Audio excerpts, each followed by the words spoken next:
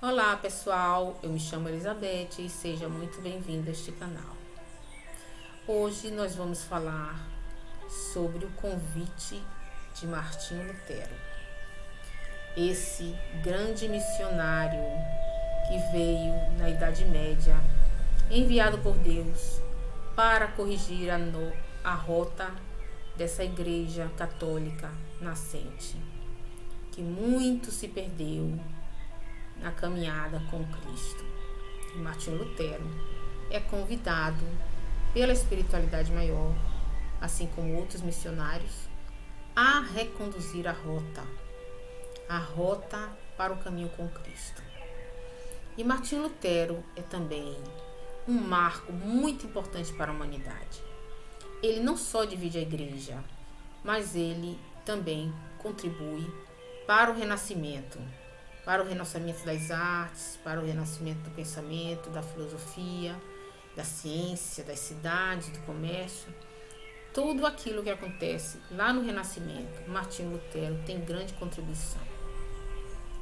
Martinho Lutero também é o iniciador desse grupo maravilhoso que é o grupo dos evangélicos no mundo. Essa gente bonita que todo domingo se arruma tão bem, com roupas tão bonitas para ir à sua igreja com a sua Bíblia, orar, cantar em louvor aquele que é o nosso modelo e guia da humanidade, Jesus. Essa gente que há muitos anos vem refazendo sua vida, que abandona os vícios, que abandona todos esses caminhos de bebida, de futilidades para seguir o Evangelho. Eles não só se renovam fazendo a reforma íntima, como também levam para a humanidade esse saber de Cristo amoroso. Estão nas prisões levando o Evangelho e sua Bíblia. Estão nas escolas, estão nas ruas, nos ônibus, nas praças, nas portas das pessoas pregando o Evangelho. E muitas vezes são tratados, são maltratados, são chamados de ignorantes. Imagine pessoas tão bonitas que regeneram tanta gente. Quantos saíram das drogas, quantos saíram dos vícios e retomaram o caminho de paz em família, construíram família. Construíram, inclusive, profissões prósperas porque se reequilibraram. Este é o verdadeiro caminho de Jesus, é o da reforma íntima. Aquele que te faz uma pessoa melhor. E os evangélicos são um exemplo disso para todos nós. Muitas vezes foram maltratados. Quantas vezes nós vemos cenas aí nos jornais, nas revistas e aí principalmente na internet de pessoas que foram maltratadas. Eu deixo aqui uma dica para vocês que estão passando por isso, porque eu também já fui maltratada por ser espírita, por ser cristã. Quanto mais eles nos maltratam, mais nos aproximamos do nosso Mestre. E lembremos da lição da cruz. Perdoai, Senhor, eles não sabem o que fazem. Então vamos falar um pouco sobre Martinho Lutero.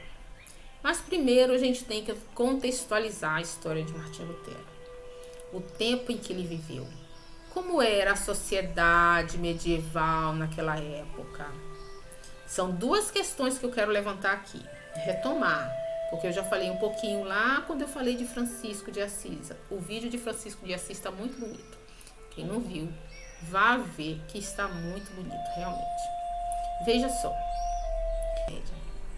As cruzadas eram as missões dos cristãos nas guerras santas. Eu falei isso aí para vocês no outro vídeo, não é? Eles faziam verdadeiros grupamentos de pessoas que viajavam do Ocidente para o Oriente para combater os infiéis que queriam destruir Jerusalém. Em linhas gerais é isso. Mas veja só, no começo dessas cruzadas, os nobres que não tinham posses, porque alguns nobres não recebiam heranças, que era o primogênito que recebia. Alguns servos ligados à gleba da terra, que pagavam altos impostos, também ingressaram nessas guerras santas, nesses grupos que viajavam para conseguir ir para o Oriente combater os infiéis. Só que quando eles saíram do Ocidente, no Ocidente não tinha comércio, no Ocidente não tinha moeda, no Ocidente vivia-se só da terra. Quando eles chegaram no Oriente, porque o Oriente, ele se desenvolveu de forma diferente. No Oriente você tinha cidades, você tinha comércio, não é? Você tinha uma efervescência cultural que no Ocidente não tinha. Então, quando essas pessoas chegavam lá, elas no caminho iam saqueando, matando, destruindo e acumulando. Então, o que elas faziam? Elas iam para o Oriente, saqueavam no caminho, entenderam como era o comércio de lá para cá e começaram a trazer sedas, especiarias, trazer louças que tinha lá, porcelanas, coisas que tinham no Oriente que no Ocidente não tinha. Então eles começaram a prosperar no comércio, começaram a fazer viagens comerciais que já não eram mais interesses teológicos e nada disso. Muitos enriqueceram. E aí, no Ocidente, começou a aparecer cidades, começou a aparecer comércio, começou a quebrar aquela estrutura do feudalismo que existia anteriormente, porque no feudalismo somente existiam 3 classes sociais: a do clero, que era a Igreja Católica, a nobreza, que eram os reis, as pessoas, os condes, aquelas pessoas ligadas ricas, né, que eram a cúpula também, e os servos, que eram os trabalhadores da terra, os trabalhadores que só trabalhavam. Inclusive tem uma expressão em latim muito interessante sobre isso, sobre essas 3 classes: oratores, que são os rezadores, né, laboratores, que são os servos, e belatores, que são aqueles bélicos, aqueles que guerreiam. Então só existia isso no feudalismo. Depois das cruzadas, começou a quebrar essa estrutura. E aí a igreja começa a perder domínio, porque as pessoas começam a enxergar outra forma de viver, as pessoas começam a entender de forma diferente a vida, e a Igreja Católica vai perdendo espaço. Na medida em que a Igreja Católica entende que seu poderio cai, ela começa a apertar mais e mais a sociedade.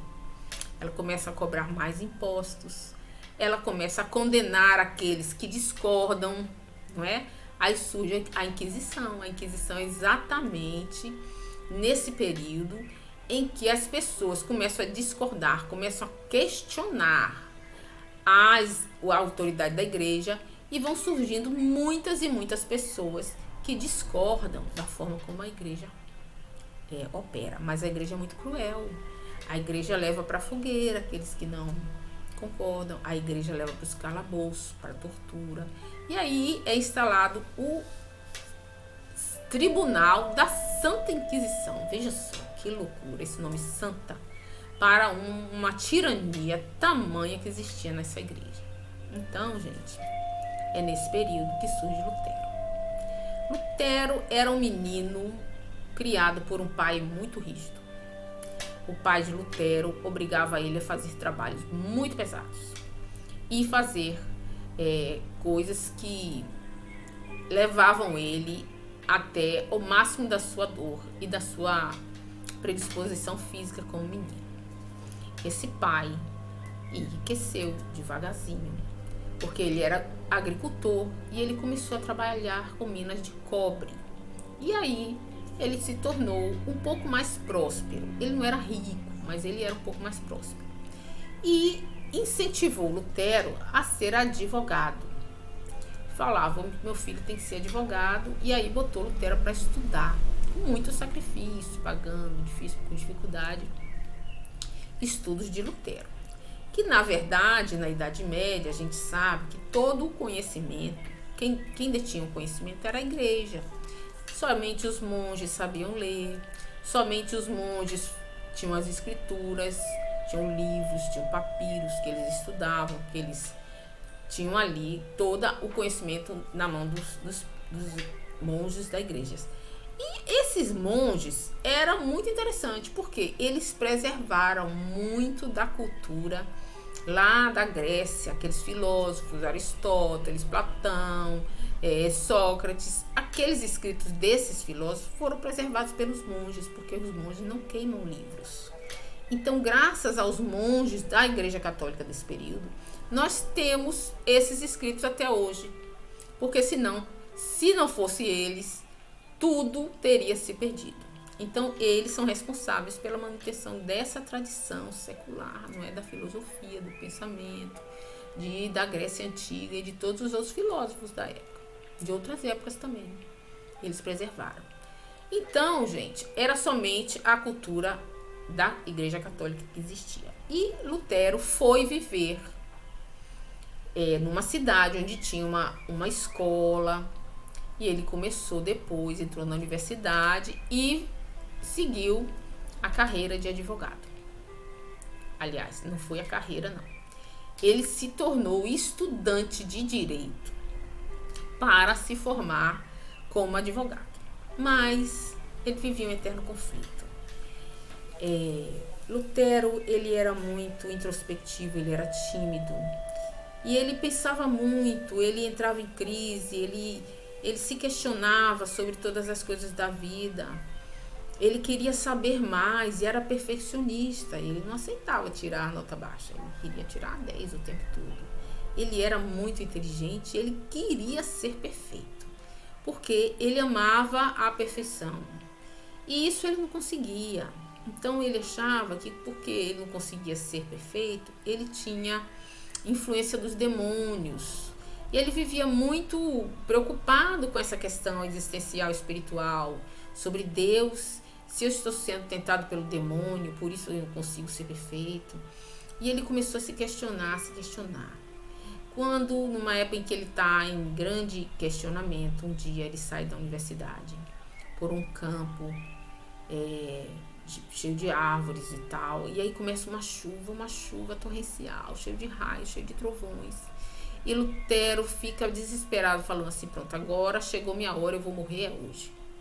E aí ele pensa assim: vou fazer uma oração aqui para me livrar dessa situação, e faz uma promessa para Santa Ana, que era uma santa que ele acreditava muito.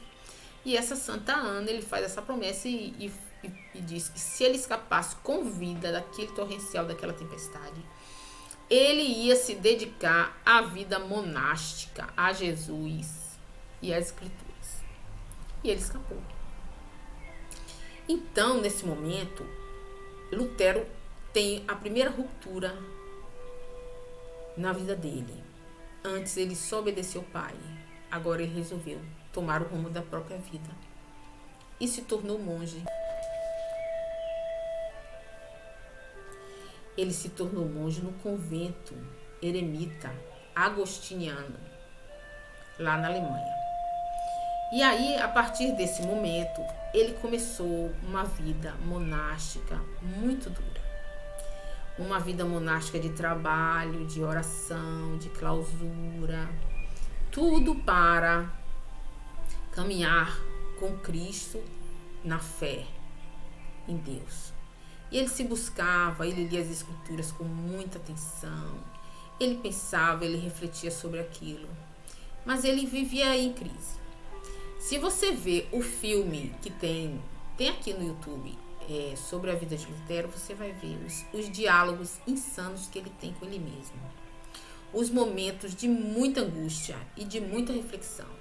Ele está visitando sua consciência. Se fosse fazer uma análise de Jung, ele ia estar dizendo: ele está visitando o seu self, porque é um mergulho existencial que Lutero faz na busca de si mesmo, na busca de sua consciência, da razão. E o conflito que ele entra, porque ele busca um Deus justo, o Deus das Escrituras, o Deus que está ali escrito, que perdoa e que ama, e que fala: nenhuma das minhas ovelhas se perderão. E ele entra em conflito por causa da questão do inferno, por causa da questão dos demônios, que a igreja diz que o demônio está do seu lado, por causa daquela questão: você vai para o inferno se você não for perfeito. E ele sabe que ele não é perfeito, porque todos nós sabemos que essa perfeição a gente não alcança em uma só vida. A gente sabe que isso aí é necessário, essa evolução e essa misericórdia de Deus que nos oferece novas oportunidades para que a gente alcance uma perfeição relativa, que é aquela que nós podemos alcançar, não é? Então, o Lutero, ele entra num grande conflito, sempre está nesse conflito, E ele tinha um mestre lá dentro do convento, o mestre se preocupa muito com o Lutero, porque ele é muito depressivo, e isso tem horas que ele está numa crise muito grande. O mestre fala assim para ele: olha, Lutero, você devia ir com outro monge até Roma. Vá a Roma, vá lá, olhe lá como é Roma, veja as relíquias que tem Roma, que são várias relíquias santas, e você vai lá em oração, em penitência, vai andando lá com seu amigo, e quando chegar em Roma você vai ver tudo o que acontece e vai ficar mais feliz. Foi a orientação que o padre, né, o mestre dele deu. Então ele pega um outro amigo, com um pouco de pão, um pouco de água e pouca coisa mesmo, com aquelas sandálias, e vai caminhando em penitência até Roma. Longa caminhada por 2 meses a pé. Imagine uma caminhada por 2 meses a pé e passando fome, sede, calor, chuva, tudo isso. Quando ele chega em Roma, que ele olha a cidade eterna de Roma, não é? Que ele entra em Roma e o burburinho e aquela coisa, comércio, tudo muito diferente da vida que ele viu, porque ele morava numa cidade relativamente grande, não era uma cidade pequenininha não, porque tinha universidade e tudo. Mas Roma era fantástica, aquela coisa enorme. E ele vai na Praça de São Pedro, ele vai no Vaticano. Quando ele entra lá, ele olha pelas ruas, vários outros monges se prostituindo, imagine, comprando prostitutas nas praças, vendendo indulgências. O que eram indulgências? Eram objetos, eram documentos escritos que, se quem comprasse aquele papel, ia ter uma indulgência. O que é uma indulgência? É assim, ia ter uma trégua para não ir direto para o inferno. Então podia ficar no purgatório até que fosse para o inferno depois. Então a indulgência era isso, as pessoas compravam aquele papel que estava escrito lá, que você com aquele papel podia ir para o purgatório em vez de ir direto para o inferno. Era uma trégua que comprava. E também tinha um talismã, tinha pedaço de osso da igreja da Cruz de Cristo, tinha pedaço de madeira da Cruz de Cristo, tinha pedaço de osso do corpo dos apóstolos, tinha um monte de coisa, um monte de estatueta, um monte de talismã, um monte de coisas que ele via que aquilo era tudo coisa, que nada daquilo era verdade. E ele entrou em Roma tão introspectivo, buscando Deus, buscando a verdadeira fé na igreja, e só viu corrupção, comércio, só viu pessoas fúteis, não viu nada daquela espiritualidade que ele buscava e que muitas vezes ele encontrava mais no silêncio do mosteiro do que ali em Roma. E voltou mais decepcionado do que antes. Voltou mais triste, voltou mais com a busca espiritual que ele não tinha encontrado em Roma. E aí, quando ele fala para o seu mestre tudo que ele tinha visto, o mestre falou: não, meu filho, você agora vai fazer teologia, se tornar mestre na universidade e você vai ser um professor. Foi isso que ele fez. Começou a dar aulas, estudar teologia profundamente e dar aulas na universidade para os jovens. Só que o seu discurso, como era muito verdadeiro e como era muito dentro do que ele acreditava verdadeiramente, o discurso de Lutero não era nada ortodoxo.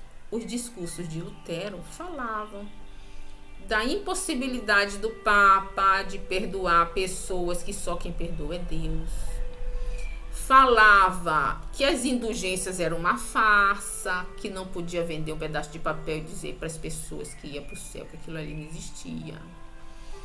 que muitas práticas que ele viu lá em Roma, das pessoas e dos monjos lá que fizeram votos de castidade e no entanto andavam com mulheres. E aí Lutero começou a soltar o verbo. Só que tem um detalhe muito importante nesse período. Nesse período, a prensa de Gutenberg já havia sido inventada. O que era a prensa de Gutenberg? Era uma forma de imprimir os documentos. Juntava os caracterezinhos assim de ferro, escrevia o texto todinho, juntando as letrinhas, as palavrinhas, até que o texto estava completo. Depois ia lá como se fosse um carimbo bem grandão, e aí melava na tinta e melava no papel, e ia imprimir muitas vezes aquilo ali. E o discurso de Lutero começou a ser impresso. E distribuído nas ruas. E as pessoas começaram a ver o que Lutero estava falando. Agora pense bem. Numa sociedade em que o comércio está começando a surgir,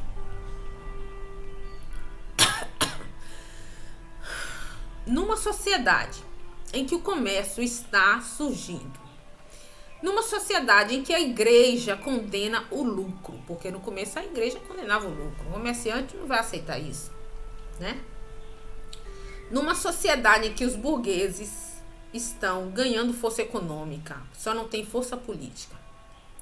Muitas pessoas discordam da igreja, estão sendo maltratadas, estão sendo mortas nas fogueiras. O discurso de Lutero foi uma bomba. Muita gente queria falar o que Lutero estava falando. E Lutero foi o corajoso que começou a falar. Teve outros anteriores a ele. Mas foi muito forte porque a imprensa já estava viva naquela época. É como hoje nós temos a internet. Hoje na internet todo mundo pode ir na internet e falar o que pensa.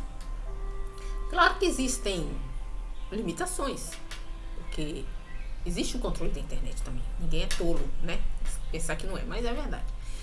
Só que a internet, ela deu força para todas as pessoas falar o que pensam e quebrou a hegemonia da imprensa, que era controlada pelos poderosos. Então, esse controle pelos poderosos também aconteceu naquela época. A igreja não tinha como controlar a imprensa. A igreja não tinha. E Lutero começou a ser chamado de herói nas ruas. E começou a ser chamado de herege na igreja. Era um conflito. Lutero nem imaginava que aquilo que ele estava falando ia ganhar essa força. Nas ruas existiam teatros nas ruas de piadas, o pessoal fazendo brincadeira com a conversa de Lutero e faziam chacota com a igreja, chacota com o Papa, a partir da conversa de Lutero.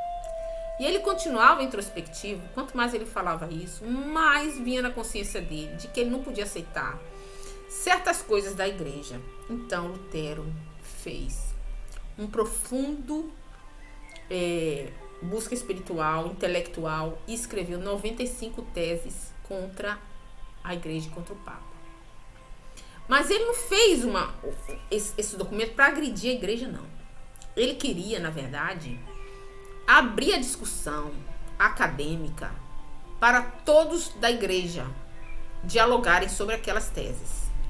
Então, o que ele fez? Ele escreveu as 95 teses e prendeu na porta da igreja. Porque naquele tempo não tinha jornal, né? O povo pegava uma notícia, prendia lá na porta da igreja e ali seria o documento e todo mundo lia ali. Só que na hora que ele botou as 95 teses presas na porta da igreja, o povo da imprensa pegou aquilo ali, ó, reproduziu. E reproduziu aos milhares. Olha, reproduziu tanto que saiu da Alemanha, foi para a França, foi para tudo que é canto. E aí Lutero ficou famoso e o povo dividido. E o Papa se danou, porque o Papa falou assim, não, esse monge não pode fazer um negócio desse. Como é que ele pega esse documento aqui e vai? Só que, ó, veja só, o documento dele das 95 teses era reflexões dele e as escrituras sagradas. Ele estava traçando um paralelo da fala dele com as escrituras e estava provando nas escrituras que o Papa não poderia fazer o que estava fazendo. Que o Papa não tinha direito de perdoar o pecado dos outros só porque vendeu a indulgência. O Papa não tinha esse direito. E ele achava que o povo precisava ler a Bíblia na sua língua. Ele começou a dizer que a igreja não era um intermediário entre Deus e o homem. Que o homem poderia ler a sua Bíblia direto na sua língua, porque naquele tempo a Bíblia era escrita em latim. E só os padres podiam ler, podiam interpretar. Era proibido para o povo ler a Bíblia. E Lutero dizia, não, o povo pode ler a Bíblia, pode interpretar. E a sua relação com Deus é direta, não precisa da igreja. O homem tem que viver pela fé. Foi isso que ele buscou. E isso era uma heresia tamanha. Porque tirava a igreja do poder. Tirava completamente. Mas ele não tinha essa intenção. Meu Deus, ele era tão idealista que ele não imaginava que ninguém ia ouvir ele e ia tornar ele como um bandido, um monge rebelde que estava querendo derrubar tudo. Ele nunca pensou nisso. Eu acredito verdadeiramente que ele fez essa reflexão partindo da sua própria consciência e colocou aquelas 95 teses para a discussão acadêmica. Que na verdade as pessoas não queriam essa discussão acadêmica, não queriam coisa nenhuma. As pessoas querem fechar os olhos para a verdade e ficar levando as coisas aí porque é muito mais confortável do que ter que admitir seus erros, seus equívocos. Hoje em dia a gente vê isso. Hoje em dia as universidades estão lotadas disso. Você vai na universidade e fala sobre Bíblia, sobre Jesus, sobre Evangelho, sobre Kardec, e o povo só falta dizer que você é louca e não quer saber disso não. Porque se abrir essa discussão, sabe o que vai acontecer? Muita gente que está lá dentro, formado, que fez mestrado, que fez doutorado, baseado nessas teorias materialistas, não vai aceitar que existe uma verdade maior, da qual ele admite ser maior do que a fala dele, que ele teceu a vida toda. E dizer, eu estava errado. Tudo que eu construí foi um engano. O caminho não é esse não. O caminho é esse aqui, de Jesus e do Evangelho. Entende? Então, Lutero fez isso. Lutero entrou na sua consciência, buscou os seus conceitos a partir dos seus estudos, direto das escrituras sagradas, e escreveu suas 95 teses. Só que foi muito mal interpretado. O Papa chamou ele pessoalmente, e ele foi com o mestre dele até o Papa. E o Papa queria questionar ele e queria dar um chega pra lá nele, falar, olha, baixa sua bola, que você não pode falar isso. Ele repetiu as teses, ele repetiu a teoria dele, baseada nas escrituras, completamente convencido de que ele que estava certo. E o Papa ficou muito preocupado. O que ele fez? Prendeu Lutero e disse que ele ia ser julgado. E Lutero ficou um tempão preso. Um tempão não tanto, ficou assim, não muito tempo. Ele não ficou num calabouço, ele ficou numa sala solitária. Nessa sala solitária, ele entrou de novo na introspecção dele, no conflito existencial. Ele começou a perguntar-se a si mesmo se ele estava certo, se ele não estava. Ele estava. E tinha hora que ele falava assim, será que eu estou certo ou não estou? Eu já sei, é o demônio que está me tentando para dizer que eu estou errado, mas eu estou certo. E ele começou a fazer essa reflexão. Se você vê o filme, ele entra num conflito existencial profundo desses momentos. Ele entra mesmo. É muito verdadeiro. Então ele fica ali. Quando ele vai depor diante de um tribunal, porque é Inquisição, vai ter que depor diante do tribunal da Inquisição. O que acontece? Eles colocam os livros todos de Lutero e as 95 teses ali, tudo impresso, né? Já na prensa, já aquela coisa editada. Já não é nem editada, é organizada, né? Em livros. É como se fosse umas brochuras, tipo um cordel. Era uma coisa assim, uma prensa. Era mais ou menos parecido com a impressão do cordel. E aí eles perguntam para Lutero, você nega que escreveu isso? Você renega tudo que você falou aqui nesses documentos, nesses textos que você fez? E Lutero falou assim, não renego não. Quando ele falou, não renego, eu acredito nisso, a minha consciência está limpa e eu entrego minha vida a Deus. Foi isso que Lutero falou. Verdadeiro e honesto, como deve ser feito, como todo cristão deve fazer. O que aconteceu? Lutero foi condenado. Só que na hora que ele foi ser transportado para outra cidade, ele foi capturado por um príncipe, o príncipe Frederico da época, chamado Frederico o Sábio. Esse Frederico raptou Lutero e levou ele para um dos castelos, e ele ficou lá um tempão nesse castelo. Quando ele chegou lá no castelo, a primeira coisa que ele começou a fazer foi traduzir a Bíblia do latim para o alemão. E ele levou muito tempo fazendo isso. Ele traduziu a Bíblia do latim, não é? E ele recebeu esse apoio desse nobre. E essa Bíblia foi para muitos locais. Ele não foi preso pela Inquisição, porque politicamente ele estava muito fortalecido. Muitos conventos, muitos monges saíram dos conventos e houve uma verdadeira revolução.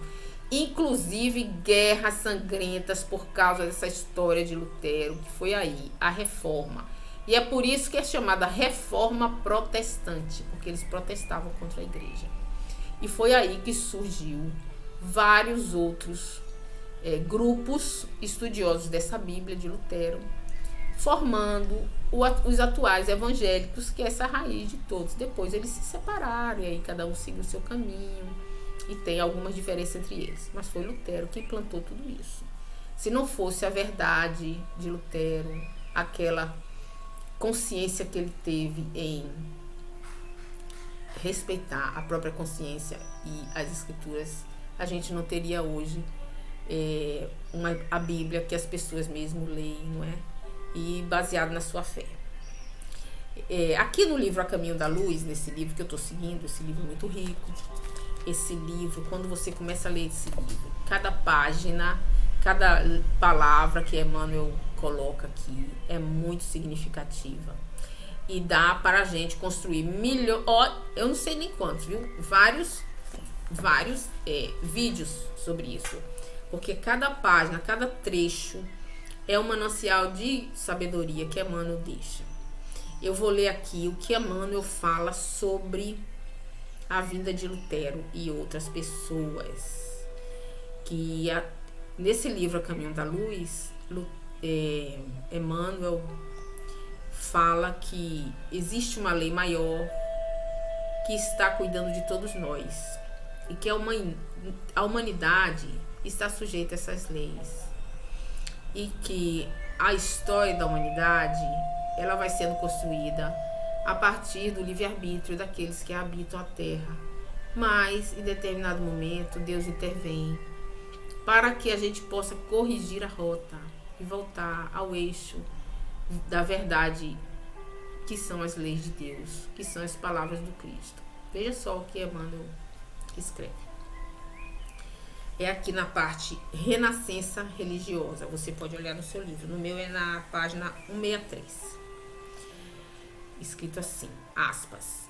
A essas atividades reformadoras não poderia escapar a igreja. Quer dizer, a reforma no mundo dessa época, a igreja também sofreu essa reforma, não é? Desviada do caminho cristão. O plano invisível determina, assim, a vinda ao mundo de numerosos missionários com o objetivo de levar a efeito a renascença da religião, de maneira a regenerar os seus relaxados centros de força. Assim, no século XVI, aparecem as figuras veneráveis de Lutero, Calvino, Erasmo e outros vultos notáveis da reforma na Europa Central e nos Países Baixos. Olha como ele fala aqui, viu? Que toda essa reforma que existiu na época é fruto de uma intervenção divina que vai corrigindo a rota, porque existe a lei do progresso, existe a lei da sintonia, e existe a lei também da destruição. A lei da destruição é aquela que dá um basta, que diz assim, acabou, agora é um novo momento, acabou, não tem mais como vocês caminharem nesse sentido. E essa lei é a correção da rota, porque a humanidade pode errar. A humanidade tem esse momento de erro, de reflexão, que a gente chama de experimentação. Mas tem um momento que Deus envia seus emissários amorosamente para corrigir a rota. E Lutero é um desses missionários maravilhosos e vem aqui nos mostrar que a igreja naquela época estava equivocada, estava longe de Jesus, e vem jogar suas sementes e fazer um convite à humanidade, não é? Um convite para mergulhar no seu eu interior, buscar sua consciência e seguir a sua fé de acordo com o que a sua consciência dita e de acordo com o que está escrito nas palavras sagradas. Porque ainda hoje nós temos pessoas de má fé conduzindo as religiões. Em todas as religiões existem isso. Porque as pessoas usam a religião, o saber, o conhecimento para manipular os povos, não é? Para convencer pessoas de coisas hediondas, e que a gente não pode ser bobinho e nos deixar manipular. Então, gente, é muito importante a gente seguir a fé em Cristo. É maravilhoso. Mas eu deixo aqui uma dica de Kardec, que diz assim: a fé verdadeira é só aquela que pode encarar a razão em todas as épocas da humanidade.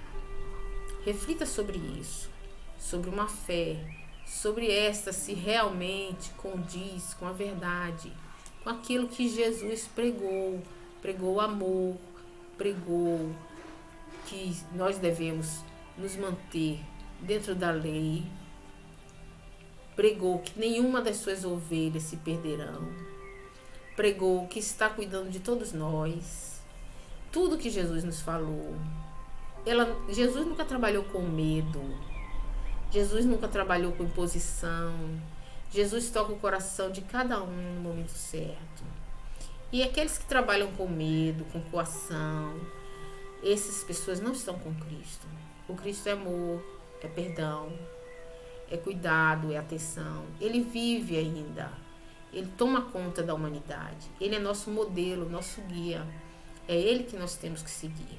As igrejas são importantes para o nosso encontro, para a gente congregar com pessoas que também têm o mesmo interesse, mesma vontade de encontrar Jesus, de encontrar Deus, de encontrar sua verdade espiritual. Mas a gente precisa sempre fazer essa reflexão. A gente precisa sempre dar esse mergulho interior que Lutero deu, buscando a consciência e agindo de acordo com aquilo que a gente acredita, ser verdade. Buscar sempre estudar mais. Quanto mais a gente estuda, mais a gente compreende as leis de Deus. Mas como diz Kardec em O Livro dos Espíritos, a lei de Deus está escrita na consciência. Os livros sagrados são apenas um lembrete. É na consciência que está escrito. A noção de certo e errado, a noção do que devo fazer, do que não devo, está lá na consciência. Muitas vezes a gente tem dúvida do que está acontecendo, dúvida qual é o caminho a seguir. Procure orar, procure olhar para si mesmo e consulte a sua consciência. Eu tenho certeza que você vai ouvir dentro da sua mente o caminho a seguir. Eu espero que Jesus esteja no coração de todos vocês e que nosso cristianismo seja cada dia mais puro, seja cada dia mais próximo de Cristo, da verdade que Ele nos trouxe. Muito obrigada.